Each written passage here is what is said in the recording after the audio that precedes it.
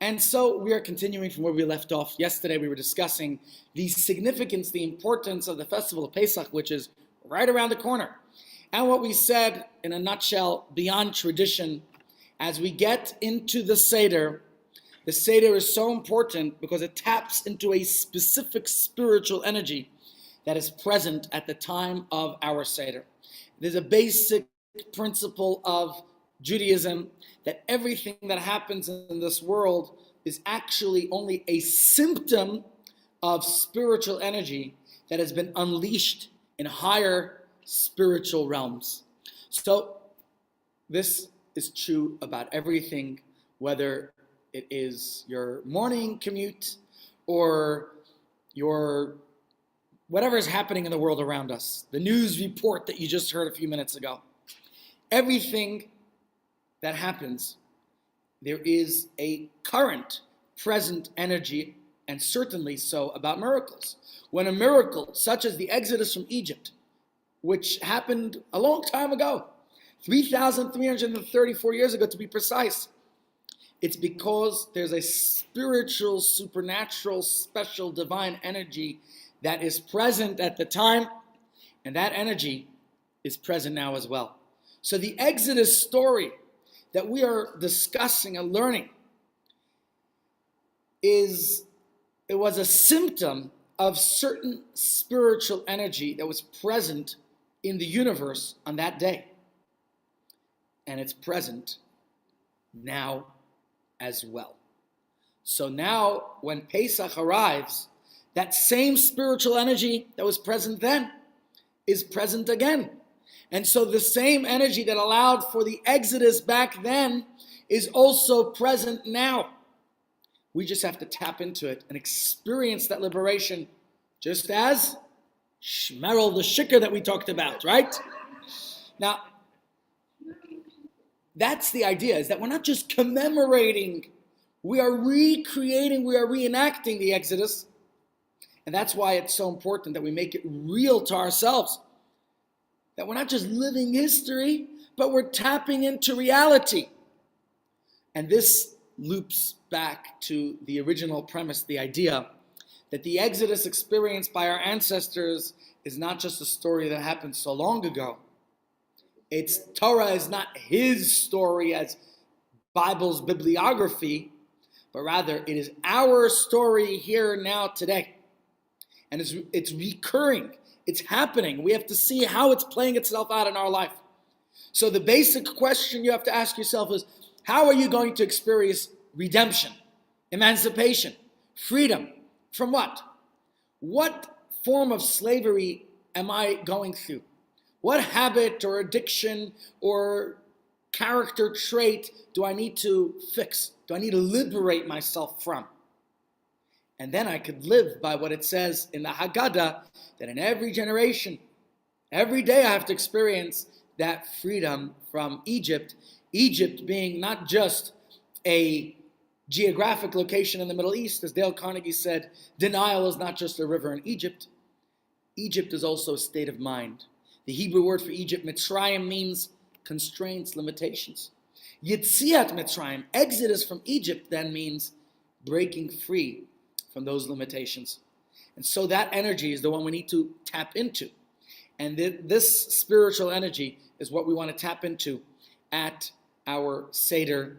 And that's why we understand that there's so much precision, so many rules and regulations that we have to understand when it comes to the Seder celebrations.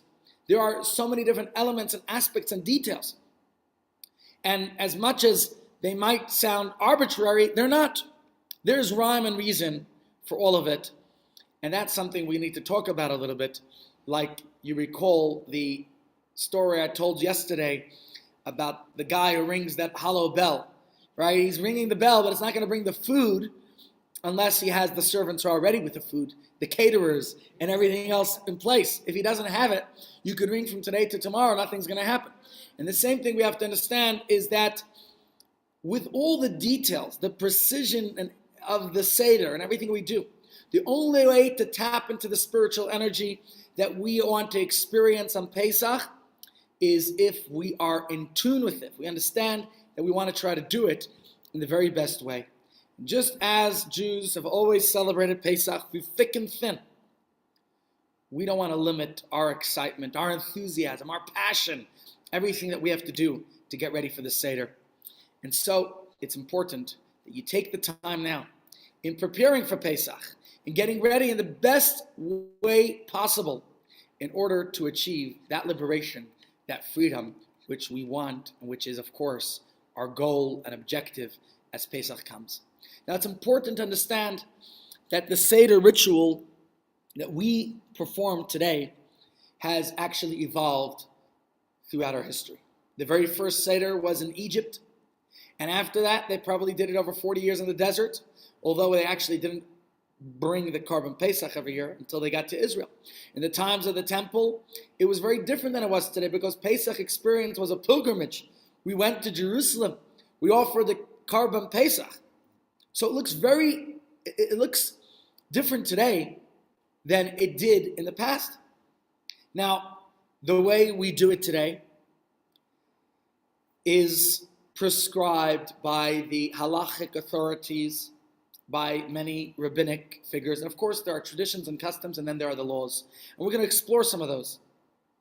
We have to understand what is an obligation, what is customary, what we want to make sure to do, what we would like to try to do.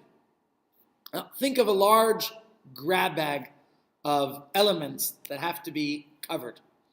And the precise Seder ritual is taking all these pieces and plugging them into place, creating one streamlined performative event. So before we dive into the nitty-gritty of the Seder, Seder means order. There are 15 steps to the order of the Seder evening, and we have to know exactly how to perform each one. We have to go back first into the elements to understand what we want to achieve, what we want to accomplish at our Seders on Pesach night. So let's start, and those of you present in person, those of you watching online, pay attention to the screen where I will be posting a few important aspects. Number one, the mitzvah of retelling the story of the Exodus. It is described as Sipur Yetzias Mitzrayim. This is a mitzvah on the night of Pesach. The Torah says, "V'yigadet levincha bayom hahu lemar." You should tell your children on this day, saying, "Ba'avur ze asa Hashem li b'tzeisi mitzrayim."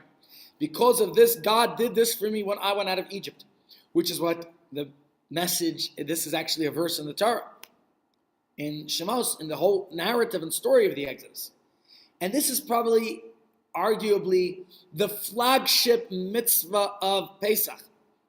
It provides the setting for the entire event. We are enjoined to stage an elaborate ritual of telling over the story of our Exodus.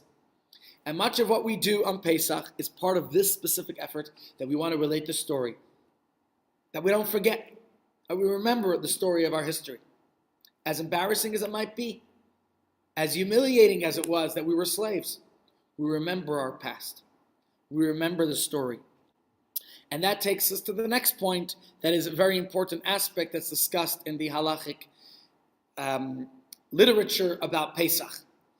Maschil bignus, we start with a low, with perhaps something that's somewhat, call it derogatory, something that's not very, we're not very proud that we were slaves, but Messiah b'shevach, we end on a high.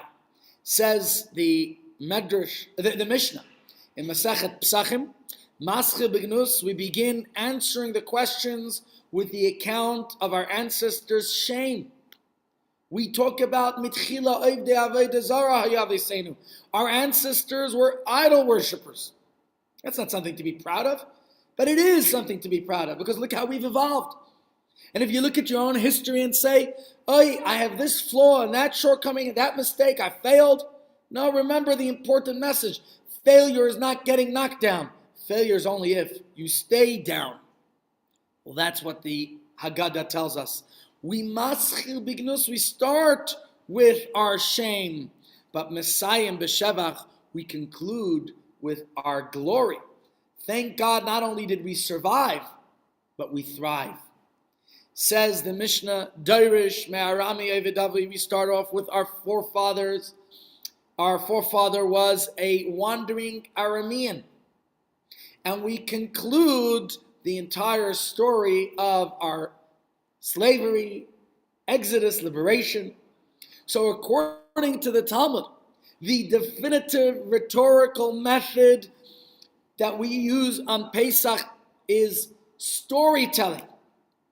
Loi hamedrash ikir ella hamaisa. The Mishnah tells us, in fact, it's the Hayom Yom thought for today, or was it this morning? Thought is not the main thing. The main thing is action. So if a person is thinking all of the wonderful thoughts of how to conduct a beautiful Seder, at the end of the day, what makes your Seder meaningful is that you did it. Action is the main thing. But there's another way of interpreting this insight. Loi hamedrash ikir. The main thing is not all the talk. Ela hamaisele, but the story. Stories illustrate the ideas that we want to convey. When we have a nice story, the story helps you to illustrate the point, to articulate the message. So we start on a low, but we end on a high. And this element accounts for so much of the narrative in the main story of the Haggadah, of Magid, which begins with retelling of our oppression and how our ancestors, they became slaves, but ultimately they were redeemed. And as all the other messages, it's actually like a 5D experience. You're not just telling the story, you're living the story. You're eating the same bread your ancestors ate. You're eating the maror. You're tasting you're tasting the bitterness that they endured. You are dipping it into charoset, which looks like mortar. You're doing things to reenact it. Maybe that's why there's so many Jews in Hollywood, because, that's part of the experience that we discuss here. And that, of course, is a very important message about chinuch, how to educate people. Okay, the mitzvah of retelling the story of the Exodus, which the Torah tells us very clearly how we have to retell the story. When the Torah instructs us to tell the story, what does it say? It's framed specifically in the context of providing an answer to a questioning child. So, of course, that contributes to two major elements of the Seder. Firstly, this question-answer structure of the narrative.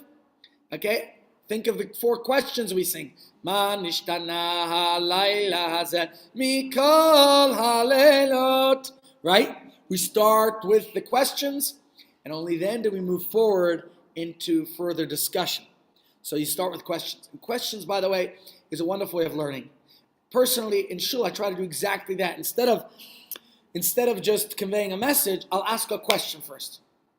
Right? So, for example, you take the Hayom Yom of today, which talks about the concept, the idea, how action is important, how you can bring people closer to Yiddishkeit with the right hand. The right hand brings closer, the left hand pushes away.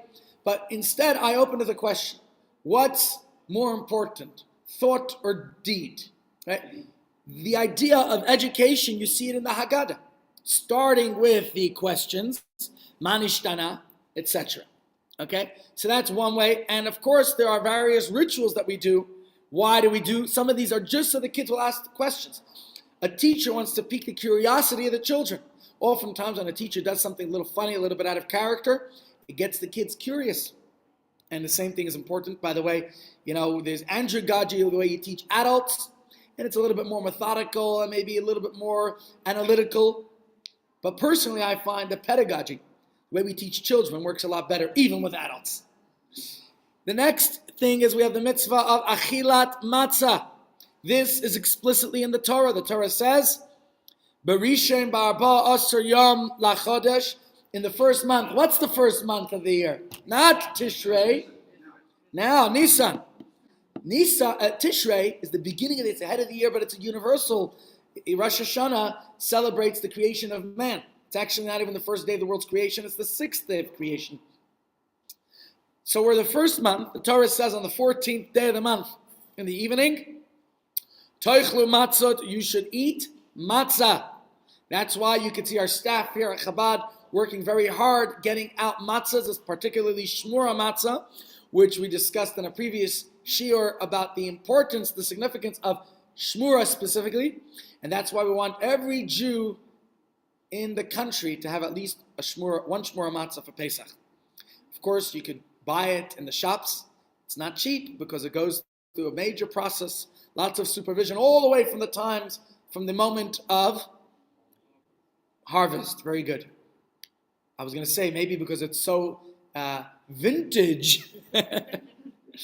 Okay, but the Torah tells us very clearly, Ad Yom Ha'echad Ve'esrim Lachodesh Ba'erev, until the 21st day in the month, and that evening you should be eating matzah. No chametz. This is an independent mitzvah from the Torah to eat matzah on the first night, particularly at the Seder. Now, in the diaspora, we do 2-night Seder, right? Differentiating between Israel and the diaspora, but at least on the first night Seder. What other mitzvahs do we have? The mitzvah of eating maror. Eating maror. This again is an independent mitzvah, clearly written in the Torah. It says, "Va'achlu as habasar balayla hazet tzli eish." You should eat on this night. They should eat the flesh roasted over the fire. Matzot al marorim yechluhu. The matzah with bitter herbs, you should eat it. That must have been really delicious. It was a braai of lamb chops, or whatever cut of lamb you like, because it was the whole entire lamb that was roasted. It couldn't be cooked, it couldn't be fried, it couldn't be sauteed, it couldn't be baked, it couldn't be prepared any other way. The Torah says very clearly, tzli eish. It has to be roasted over fire, which teaches us an aspect of Jewish pride. And we're not hiding it out. We're not mixing it with other vegetables or other foods. It is purely you can't hide the smell of a braai like that, right? So again, this is something that already happened in Egypt. When the Jews celebrated the very first Seder on the night before they left Egypt, the night of the 14th, the night that we conduct our Seder. They were told by Moshe to eat the matzah and the maror. Imagine what it was like, especially since back then, the matzah was more like a lafa. I mean, I know that a lot of our Sephardic friends still have matzah like that. Ronnie, could you get matzah like that in Joburg? Lafa matzah? Like Sephardi style? Not in Joburg. But that is the matzah a lot of people eat. It's thick like a lafa. There was a stage in history when matzahs were thinned and crusted. They were made to be the way ours are, very thin and crusty. Personally, I like that very much. But either way, just imagine the original one. What does the Torah say? This is good gastronomy. Take your lafa or your matzah, put in it lamb chops with some nice relish, the maror, wrap it together. Kain asa Hillel bizman shebet hamikdash hayakayim. What would Hillel do? We'll get to that in a moment. Then, what else? Now, there's the Karban Pesach. This is what we're talking about. In temple times, it was a mitzvah to eat the roast lamb the day before Pesach, the 14th. That will be next Friday afternoon. And to eat it that night. So the Seder back then was very different than today. Today, in fact, we don't eat any lamb on the first night. Certainly not anything roasted. You don't do a braai first night Pesach, because we want to feel what we're missing, right?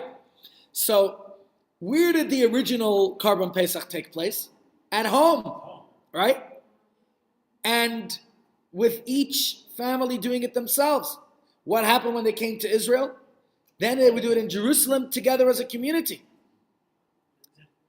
Okay, as a group. So while the Karban Pesach is not any longer without a temple, we can no longer offer the Karban Pesach, but the spirit of it being a homebound mitzvah with a group of people is very much felt in our current Seder ritual. We get together with family, with friends, we try to celebrate together and to make it a beautiful family celebration. Our current Seder evokes the memory of the Karban Pesach in many ways, as we'll discuss just now. But let's first just discuss the various other elements. 4 cups of wine. Now, this is not biblical, as you might recall last week's year. It's a rabbinic enactment to evoke freedom. The number 4 reminds us of the 4 specific terms of redemption that are mentioned in the Torah in relation to the Exodus. What are they? Let's quickly recall. V'haitzesi, God says, I will extract you from the land of Egypt. V'hitzalti, I will rescue you. V'ga'alti, I will redeem you. V'lekachti li la'am, I will take you to me as a people, as a nation. So that's the 4 cups of wine. And of course, there are a number of elements in the Seder that we do, such as the very first one. Kadesh. What's Kadesh? We make Kiddush. We sanctify the day. We have a festive meal, which is called Shulchan Aruch on the Seder night. We light our Shabbos and Yom Tov candles. And of course, many other things, which we will discuss in a moment. We'll be right back.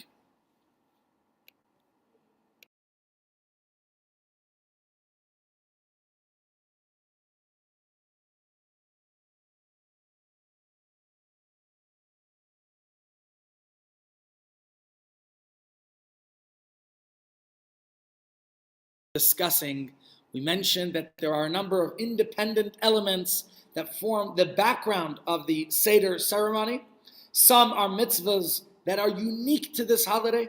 Some are biblically mandated. Others are of rabbinic origin. But all these are to enjoy, to appreciate the significance of our Seder celebration and to make it easier to fulfill it to a T. Now, finally, we will take a brief spin around the Seder plate, after which we'll be ready to begin business that we want to discuss. And we'll explore the deeper significance as we use them in the actual Seder. We'll talk about how we're meant to actually apply each of these mitzvahs. So, here you can see this are some of the verses here that the Torah tells us how we're meant to celebrate the holiday, specifically, explicitly in the Torah itself. Now let's look at our Seder plate. Okay? Our sages instituted that there be 2 cooked or roasted items on the Seder plate to commemorate the 2 main dishes that would have been consumed had we been in the times of the temple. So in the temple era, they would offer the Karban Pesach and the Karban Chagiga, the Paschal Lamb and the festival offering, which was cattle or sheep. Now, if you're looking at your Seder plate right here, on the top right is the Zroa. Zroa literally means an arm, and that represents the Karban Pesach offering, which was a lamb. Now, it was roasted back in the times of the temple, as we discussed. But today, what people do is you take a roasted piece of meat or poultry, and we use a neck, a gargle. The neck, personally we use the neck of a chicken in my family. But regardless what you use, I think originally it was the neck of a sheep, or the arm of a sheep actually, to symbolize God's outstretched arm. Because the Karban Pesach was a sheep, right? So, since we no longer offer the Karban Pesach, to avoid giving the impression that we have violated the law of the Torah of bringing a Karban Pesach, you can't offer a sacrifice outside the temple, so the custom has evolved and people use chicken or whatever they're using. But the cooked item, that's the roasted, we're doing a Pesach retreat, we just roast, we barbecue, we braai a whole bunch of chicken necks, and that's what we do. It's symbolic. We don't eat it. We actually make it as charred as possible so we won't be tempted to eat it. It smells good. Okay, the second item, as you can see here, it's an egg. That is to commemorate the Karban Chagiga, which was the festive offering. And Chagiga means holiday. The Hebrew word for an egg is be'ah. Be'ah is, or beit, in Hebrew it's beitzah. In Aramaic it's be'ah. Okay, interesting. That's why there's a Masechet be'ah. Yeah. Why be'ah? Because that's the Aramaic word of beitzah. It's be'ah. But that, interestingly, if you look at the Hebrew word be'ah, or rather the Aramaic word, it's etymologically related to the word to desire. Yeah, and it recalls how God wished to redeem us with an outstretched arm. Now, besides for that, you might notice that in general, when people are in mourning, sadly, lo aleinu, it is accustomed to eat an egg. Because the egg, being roundish, is symbolic of the cycle of life. And so, it's a food that's traditionally eaten by mourners. The egg on the Seder table is, in fact, the symbol of mourning. We're mourning for the fact that we don't have the Holy Temple. And the absence of the Holy Temple, we feel very much in a very real way on Pesach, when we're meant to celebrate, and yet we're not in the temple. So we feel it and we mourn for it in that way because we wish we could be there in the temple experiencing this. Let's zoom in to the middle of our Seder plates, our ka'ara. And inside we could see the marar, the bitter herbs. As we discussed before, that is of biblical origin. It is mentioned in the Torah, even though the Torah is talking specifically al matzot u'merorim yochluhu, which means you have to have the korban pesach on matzah and maror, with matzah and maror, but we no longer have the obligation of bringing the korban pesach because we're not in Jerusalem, we're not in the temple. So today it's a rabbinic custom, but of course it is a fundamental part of our Seder. Now the Mishnah lists 5 herbs that classify as maror. Now, there are different types depending on your tradition.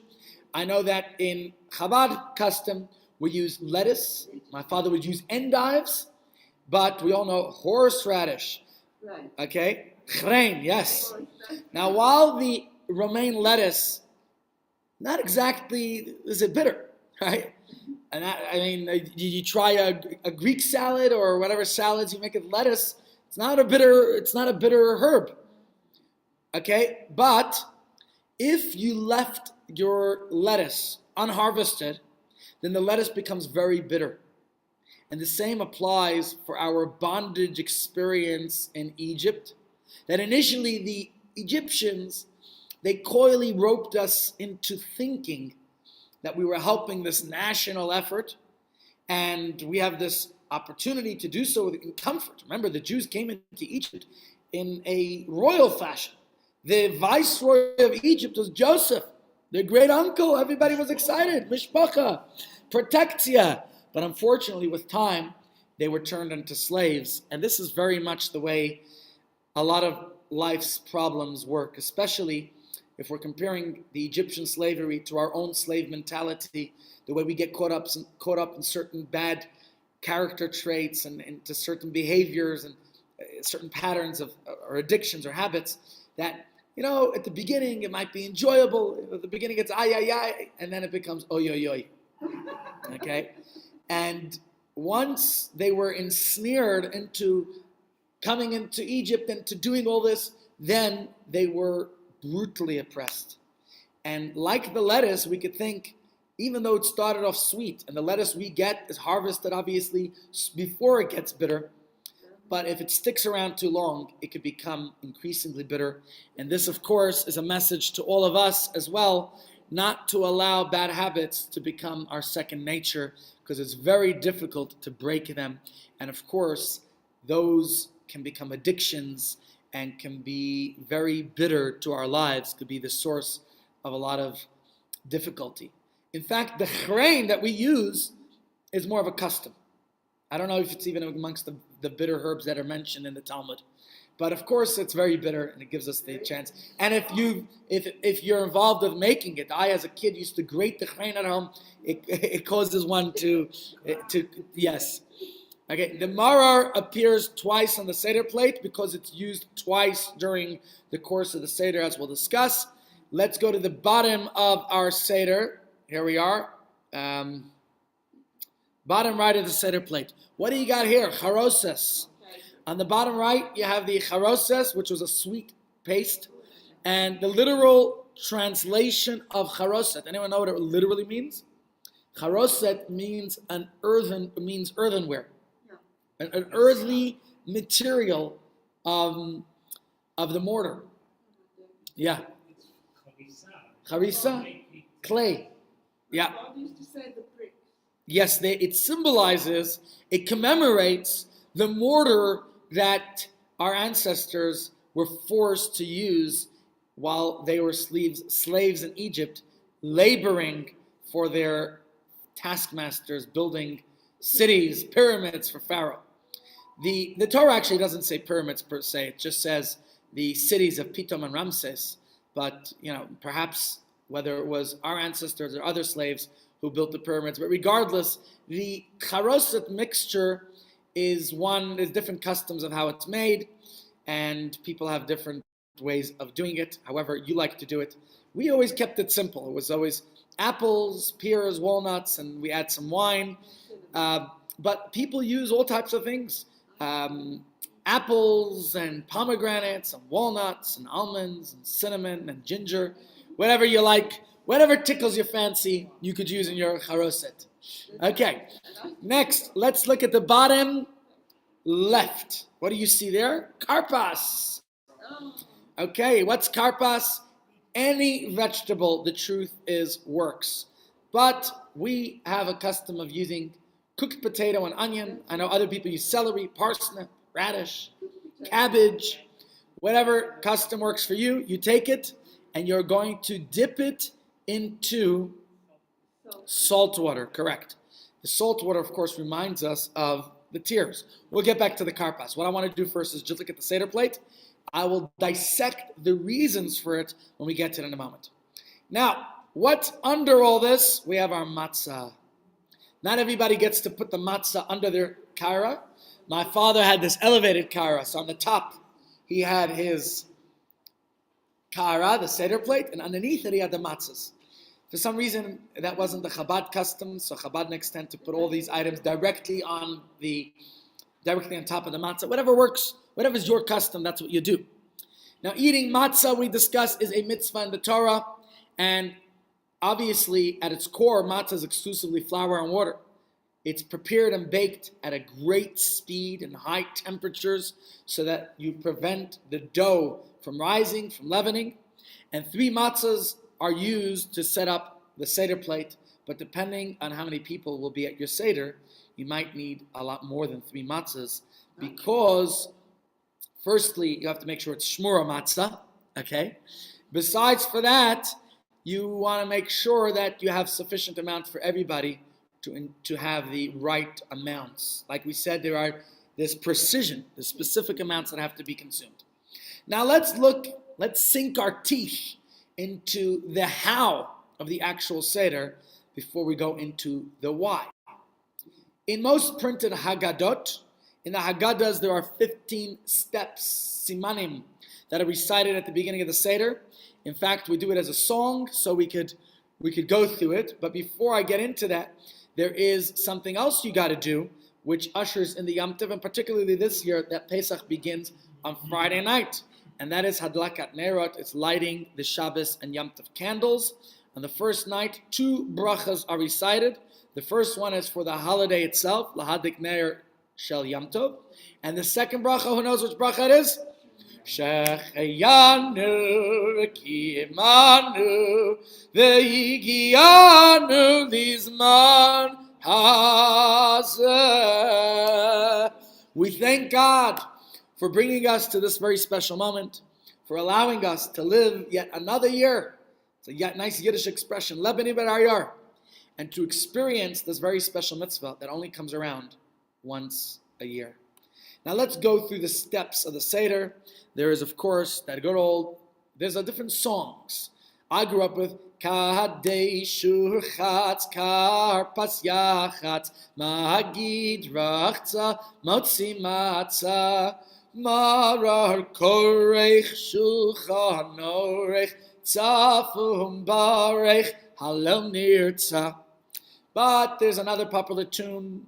Kadei Shurchatz Karpas Yachatz Magid Rachza Motzi Matza Maror Korech Shulchan Orech Tzafum Barech Halel Nirtza. So before we step into the Seder, we remind ourselves of all the steps. We give it like a quick refresher. Now, of course, Pesach is a festival, and just like every Shabbos and every Yom Tov, it is sanctified over a cup of wine or Rabbi, grape. sorry, Okay, it's Roz. pardon? It's Roz. Just Yes, Raz. a reminder to light a long burning candle for the second night of Yom Tov. Very good point. Thank you for that, Raz. And that's a reminder to everyone that, in fact, this morning my wife and I were in Kosher World buying those yahrzeit candles. The yahrzeit candles, the last 24 or 48 hours, are important because you have to light from the existing light. If for whatever reason you forgot to light a yahrzeit candle or it was extinguished for any reason, then you could always ask a Gentile to light a flame for you. But ideally, you don't know if you will or won't have somebody around available. Light a yahrzeit candle like Raz is mentioning, and you will thereby have your candles ready and lit. So from the candlelight, also very important, is usually on a Yom Tov night, you don't have to light it exactly before 18 minutes before sunset. This year, on Friday night, as any Friday night, you have to light it 18 minutes before sunset. And not only that, the second night, Saturday night, you have to make sure to light it after the stars come out, which is something like 6:20, I don't know, look in your calendar exactly. I did have it around, but the point is, everybody makes Kiddush. Very interesting. Usually we call it Kiddush, but here it's called Kadesh. Kiddush means it's the act of sanctification. Kadesh is a commandment. It's like you should sanctify. On Pesach, we remind ourselves the importances of sanctifying the world around us, making it a holier world. The world needs more sanctity. And so the cup of Kiddush is the first of our 4 cups. And actually, as we said before, there are precise, specific amounts. There's a halachic amount, which it has to be approximately 80-something mils. I forget the amount. 86 mil, you say? Or 3.2 ounces, depending which system you use. But whatever the case, make sure that you have the specific amount. And that's why it's better to, there's also a concept called Rav Kos. We have to drink most of the cup. And there's also the idea of overflowing. Now this doesn't mean you should waste wine or grape juice, but the idea is you want to evoke the imagery of overflowing blessings in your life. So you lift up the cup. There's a specific way you're supposed to do that as well. And you hold it in like a cupped palm of your hand, and you're going to recite the Kiddush. You'll have the overflowing wine spilling into the cup of into your cupped hand or into your saucer. And when you finish Kiddush, there's more specific rules. Firstly, you have to drink Rov Kos, which means most of the cup, at least 51% or more. And while you're drinking, you have to you recline in your seat to the left. And this is the traditional way, at least in ancient times, to demonstrate that you were a free and a noble person. Royalty, nobility, they used to drink and eat in this fashion. So for all of the cups, the 4 cups, we drink them, and the eating of the matzah, reclining to the left. That was step 1, Kiddush. Or you could say after candle lighting, it's step 2. Now let's go to the next step, which is Urchatz. What's Urchatz? Washing the hands. But there's something very interesting here because you're not washing for bread. You're not eating the bread yet. But again, we want to pique the curiosity of the participants, particularly the children. So we want them to ask, why? So that is one of the points we do here, because usually we're ready to start our meal. Before eating the meal, we're going to wash our hands to eat bread, but we're changing it up a bit. Do something a little different. Yep. Exactly. This is a little bit of a tease. Now, after you wash, the next step is karpas. We take a little bit of the vegetable that we discussed, the raw potato and the onion or the parsley, whatever you're using, and we're going to dip it now into the salt water. The salt water recalls the tears of slavery. Now, before you eat your karpas, you have to make a Bracha. Say the bracha Borei Pri Adama, and have in mind that later you're going to eat the maror with that very same blessing. Wait. Rabbi, What was Rachatz? Oh, we said we're washing it. Yeah, you have a question? it's me again. Yeah. The first verse, we don't say a bracha. Oh, very good. Thank you for that. No bracha. That's right. No bracha at this stage. There's no bracha netilat yadayim, but there is a bracha of borei pri ha'adama. Okay. Now, the fact that we are doing something different here, that we're doing something to get the kids to ask questions, is this idea that we have to get creative. We want to relay a message. Don't just force things down people's throats, down their minds. But if we get a little creative, then we could attract people's attention a little bit better. Now, the key to learning in general is inquisitiveness. Children need to be taught to ask questions, right? We could just tell them what Pesach is all about, but we prefer that they ask questions. We do things to get them curious. And in this way, there's a much better chance that they'll be listening, that they'll be paying attention. And it also teaches them to continue to ask questions and to seek meaning in everything that they see. Rabbi Tversky of blessed memory used to tell me that before he would go to school, and I do this now every day with my kids, his father or his mother, I think his mother would tell him, instead of just saying, his mother, when he would come home from school, his mother would say, "Did you ask a good question?" And not just, "What did you learn today?" That's what we usually ask. Did you ask a good question? So I tell my kids before they go to school, ask good questions. So this is part of the point. By the way, if there's no kids at the Seder, there's a child inside each of us, isn't there? Yeah. So use the opportunity to think about the aspects of Judaism that we should really be exploring further, and let's ask those questions. We'll be right back.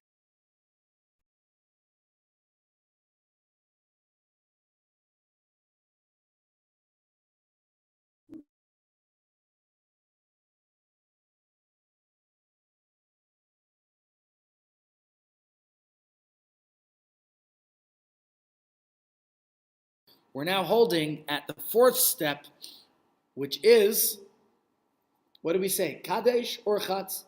Karpas. Now goes Yachatz. Yachatz is the fourth step of our Seder.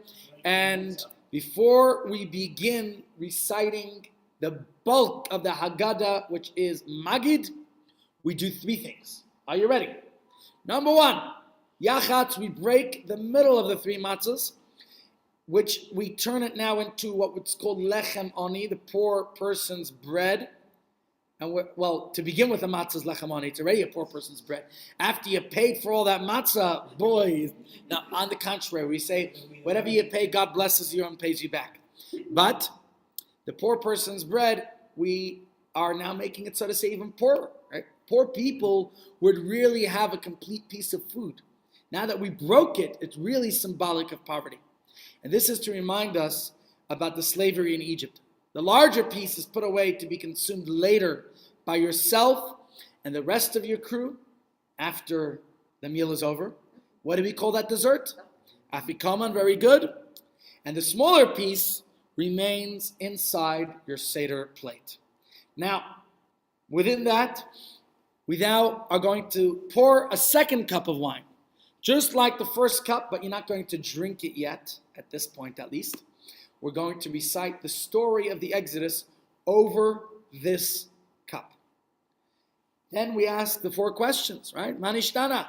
Manishtana halayla ze mikol halelot, mikol halelot, shed bechol halelot, anu achlim chametz umatzah, chametz umatzah, halayla ze, kulo matzah, halayla ze, kulo matzah.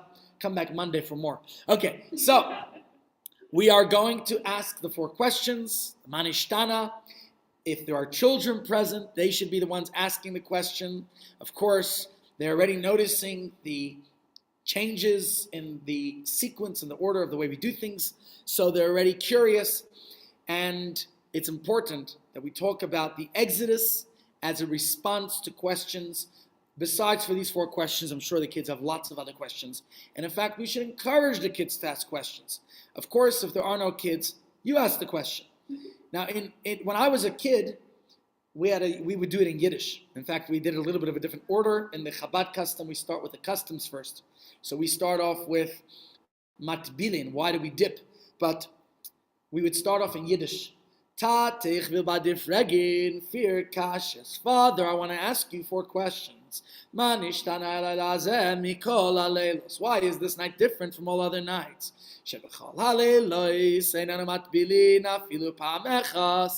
Leila ze shtei pamim alle nacht von a ganz Jahr tunke mir nicht an a viel einmal aber die Nacht von Pesach tunke mir ein zweimal einmal Karpas in Salzwasser und das zweite Mal Morgen Charesest. Hast verstanden? Kapisch? Kaprende? Oh, we have a Sephardi who understands Yiddish. How do you like that? But Ronnie could sing for you a Yiddish mama, so of course he understands Yiddish. Bei mir bist du schön, bei mir ist du schön, right? Of course, even if there's no kids, ask the questions. And if you don't have a parent to ask the question to, then who will you address your question to? Tate in Himmel. Remember, we have a Father in heaven. And even if we don't know him, he knows us. And we must address the questions to our Heavenly Father and ask God Almighty for answers to all the difficult questions, especially the pain and suffering that exists in this world. And this is where we begin to recite the story. This is Magid. It's the opportunity where we are fulfilling the obligation of Sipur Yetziat Mitzrayim to retell the story of our exodus from Egypt. Because this is the whole thing. We start off with Matchilim Bignai, we start with the low parts, and we end in a high.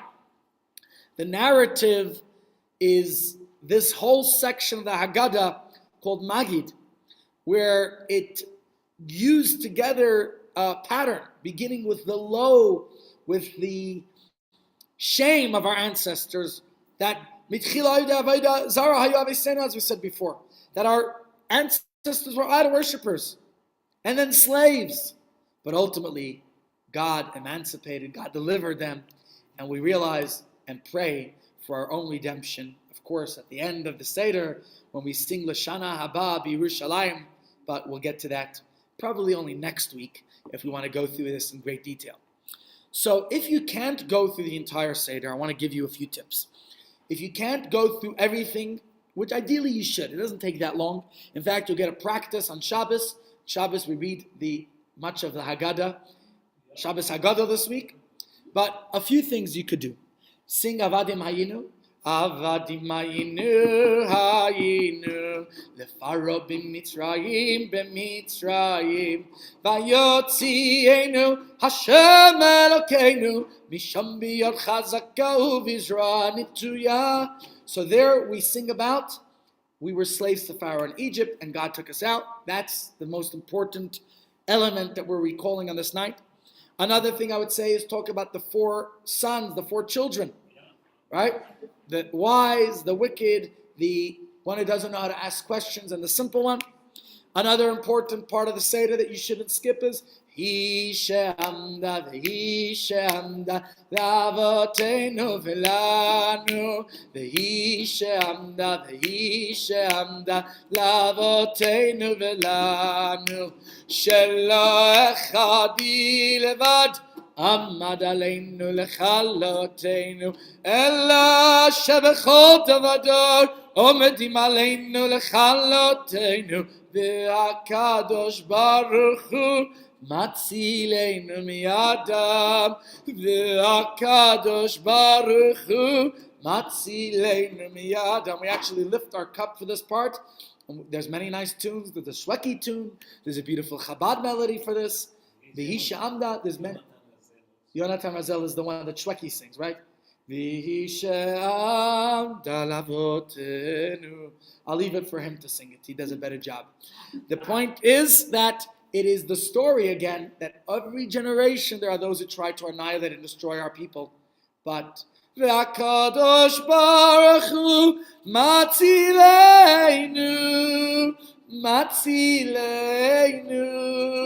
Mi Adam. Almighty God rescues us. And even though many times we've come that close to annihilation and extinction, thank God we survive and we thrive. Then it's important to highlight the 10 plagues. I would suggest that you go through each of them. There's a nice song to recall them. Dam tzvar de yakinin marov devreshchin barad arbechoshech makat bechorot. 10 makot, 10. The Egyptians were punished again and again. As you recall each of these plagues, you're going to pour out a little bit of wine for each one of the plagues, which connotes the idea that we don't rejoice about the downfall of our enemy. So even though we're happy that we were redeemed, that we were liberated, we wish they didn't have to go, that our oppressors would not have to go through all this. Unfortunately, they continued their oppression, their persecution of the Jews, and they were justly punished. But we're not rejoicing that they had to be punished. In fact, in Tehillim, King David says, Yitamu chata'im min ha'aretz. He's not saying Yitamu chotim. He's not saying that the sinners should be eradicated from the earth, but Yitamu chata'im, the sins. One more part, I would say, a nice song that is important to sing, and it's fun, and a lot of people know it, is Ilu Ilu Hotziyanu Mi Mitzrayim Dayenu Dayenu Dayenu Dayenu Dayenu Dayenu Dayenu Dayenu Dayenu Dayenu Dayenu Dayenu. Regardless, my friends, of how much you choose to say, one of the most important parts is at the very end of the section of Magid, and you should make every effort to recite it. Because here, the Haggadah discusses the 3 mitzvahs of Pesach. Anyone remember what they are? Number 1, Pesach. To remember the Karban Pesach. Matzah, the significance of eating matzah. And Marar, the importance of recalling that bitterness. So, Rabban Gamliel, one of the sages of the Talmud, he said that it is important that everybody says at least these 3 parts, okay? That we recall each of these, and actually when we do so, we sort of point to the items on the Seder plate. Point to that shank bone and say, this is symbolic of the Pesach, the Paschal Lamb.